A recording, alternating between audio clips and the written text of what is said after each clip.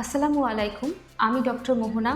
ই-সেবাতে কর্মরত আছি medical officer হিসেবে। আজকে আমরা জানব ডায়াবেটিস কী, ডায়াবেটিসের লক্ষণ ও উপসর্গ, কীভাবে বুঝবেন আপনার ডায়াবেটিস হয়েছে, ডায়াবেটিস হলে করণীয় কী, এর কী দীর্ঘমেয়াদী জটিলতা রয়েছে এবং আমরা কীভাবে ডায়াবেটিসকে প্রতিরোধ করতে পারি।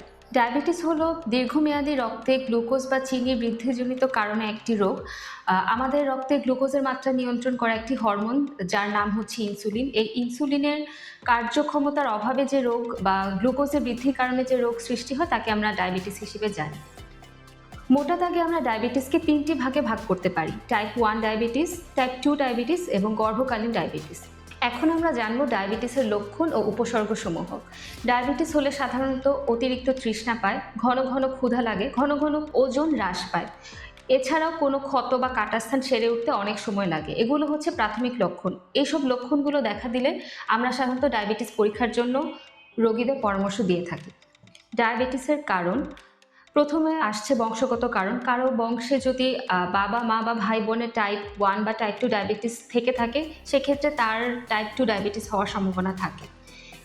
অনিয়মিত বা অস্বাস্থ্যকর খাদ্যাভ্যাস, কেউ যদি অতিরিক্ত শর্করা বা গ্লুকোজ জাতীয় খাবার, প্রসেসড খাবার এবং অতিরিক্ত তেল বা চর্বি জাতীয় খাবার খেয়ে থাকেন তাদের ক্ষেত্রে টাইপ 2 ডায়াবেটিস হওয়ার সম্ভাবনা থাকে। শারীরিক নিষ্ক্রিয়তা, যেমন কেউ যদি শারীরিক পরিশ্রম না করেন, খুবই আরামদায়ক জীবনযাপন করেন সেক্ষেত্রে তাদেরও ডায়াবেটিস হওয়ার সম্ভাবনা থাকে। এছাড়াও মানসিক চাপ, অতিরিক্ত কাজ, এগুলো ডায়াবেটিস হওয়ার ক্ষেত্রে ঝুঁকির কারণ হিসেবে পরিলক্ষিত হয়েছে। এখন আমরা জানব দীর্ঘমেয়াদী কারো ডায়াবেটিস থাকলে কী জটিলতা হতে পারে। প্রথমত তাদের হৃদরোগের সমস্যা কিংবা স্ট্রোক হতে পারে, কিডনিতে সমস্যা যেমন কিডনি কার্যক্ষমতা নষ্ট হয়ে যেতে পারে, চোখে গ্লুকোমা, ক্যাটারেক্ট বা যেটাকে আমরা ছানি পড়া বলি সেটা হতে পারে, নার্ভের সমস্যা যেমন হাত ও পায়ের অসাড়তা, স্নায়ুর সেন্সিটিভিটি যেটা আমরা বলি, নার্ভের সেন্সিটিভিটি কমে যেতে পারে। এছাড়াও ত্বকের সমস্যা যেমন ত্বক শুষ্ক হয়ে যাওয়া, সহজেই ক্ষত হওয়া, সহজেই সংক্রমণ হওয়া, এগুলো বেড়ে যেতে পারে। সহজে কোনো ক্ষত বা ঘা হলে সেটা না শুকাতে পারে। মানসিক সমস্যা যেমন স্মৃতিভ্রংশের সমস্যা যেটাকে আমরা অ্যালজাইমার ডিজিজ বলি, সেক্ষেত্রে অ্যালজাইমারের ঝুঁকিও বেড়ে যেতে পারে।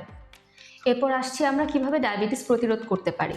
প্রথমে গড়ে তুলতে হবে স্বাস্থ্যকর খাদ্যাভ্যাস।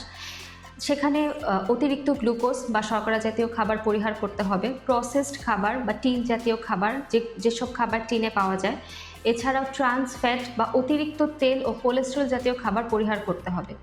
দ্বিতীয়ত আমরা আসি শারীরিক পরিশ্রমের ব্যাপারে।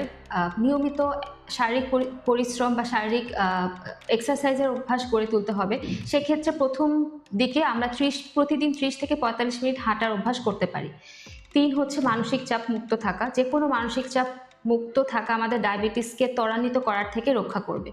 চতুর্থ আমরা আসি ধূমপান ও মদ্যপান পরিহার করতে হবে। পঞ্চমত আমরা নিয়মিত রক্তে গ্লুকোজ পর্যবেক্ষণ করব একটা নির্দিষ্ট সময় পরপর। কারো দীর্ঘমেয়াদী ডায়াবেটিস থাকলে তাদের ক্ষেত্রে সময়কালটা কমে আসবে। এছাড়াও গ্লুকোজ পরীক্ষা ছাড়াও আমরা আরও কিছু পরীক্ষা করতে পারি, যেমন রক্তে ক্রিয়েটিন বা কিডনি ক্রিয়েটিনিন পরীক্ষা।